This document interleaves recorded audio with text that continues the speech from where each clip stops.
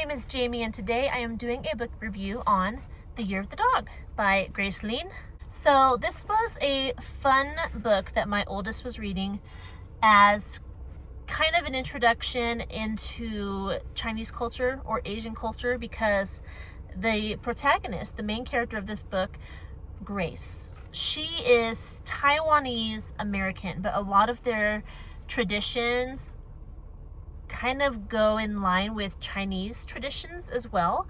So this book was really cool because it was about a little girl who was Taiwanese American.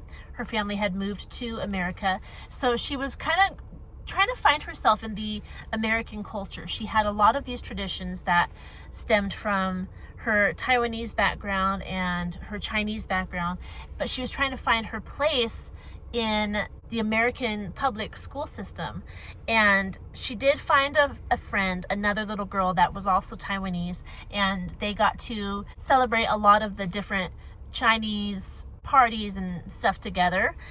I appreciated this book. When I first started it, I was kind of like, because when you read it, I don't know if you can see the words. There's not a lot of words. I mean, I guess there are a lot of words to the page, but it's not small writing. So it was not a hard read. Like, as an adult, I'm reading this book pretty quickly, and it wasn't difficult at all. So even though it wasn't a very high reading level, there was a lot of good information in this book just about how kids from different cultures learn about the American culture and how they still celebrate stuff from the countries that they've come from, that their ancestors have come from, and how sometimes it can be hard for people who look different, especially back in the author's time. Grace Lin, she's probably my age, around about, maybe older. So when she was a kid, coming to America would look a lot different than right now. Right now, Americans are so varied. There are white Americans, black Americans, Mexican, Asian, like you name it. There's so many different skin colors and cultures and just a variety of people in America right now. It's not a big deal to see someone who looks different than you. Like, you hardly notice it. But back then, especially when she wrote this book, she's talking about her own childhood. She was the only Asian American, Taiwanese American, in her class until her friend Melody moved to the same city. And then there was two of them. Like, it was a big deal for her to see another Asian in her class because she was the only one. So it talks about how it can be difficult to find your place in America, at least during her time. For her specifically, she had trouble fitting in with Americans because she was Taiwanese and she had Taiwanese traditions and culture and everything. But later on in the book, her family went to a Taiwanese convention, and those kids wouldn't accept her because she was too American. So a lot of times there can be this tension where a kid is like, well, I am both. I'm both Taiwanese and American, and I don't fully fit into one or the other because I've grown up with both. And I think there's something beautiful in that you have grown up with two different cultures, and it makes you who you are. But some people get in their heads that you have to be one or the other, and they'll treat you badly if you aren't one or the other. So this book does a good job of just saying, hey, we all come from different backgrounds, and it makes up who we are as people. And it's not something that is bad, but it's something that's really cool. So I enjoyed hearing Grace's story and seeing how she grew throughout it takes place over 1 year. So the story in the book, it takes place over 1 year. The main character is Grace, and she has also an Asian name. I think it's Pacey. But most of the book, she refers to herself as Grace. She has mom and dad, I think 2 sisters, and the book opens with them celebrating the Chinese New Year, which is the Year of the Dog this year. Each year has a different animal.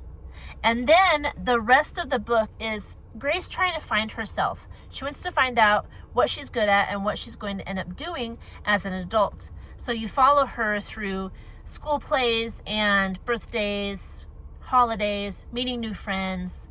Like I said, the Asian convention, the Taiwanese convention, and all the different things she's learning about Americans and Asians in America. You get to see things through her eyes and the things that she struggles with, and how her mom tells stories to help her get through her days, to teach her lessons.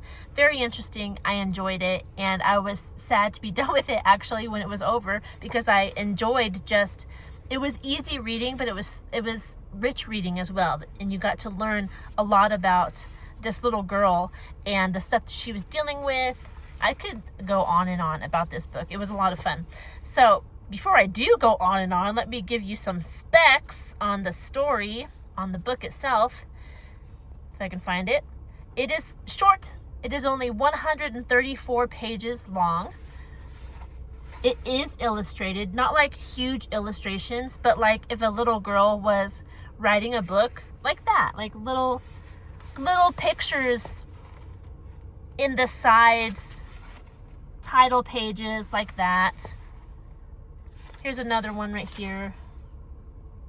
Just little pictures to add to the story, which I did enjoy. You can see here, just little pictures all around. Let me see when it was published. 2006.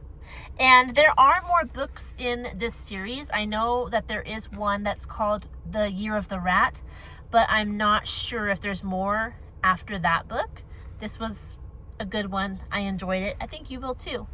If you have any questions about this book, please leave them down in the comment section below. If you want to see more content like this, don't forget to like this video, subscribe to this channel, and I will talk to you in our next one. Goodbye. I looked up the reading level as well, and it said 3rd through 7th grade. So I would probably say 3rd grade is a good place to start for. I'll probably put this in my 3rd grade playlist, but it's got a lot of good things for all ages.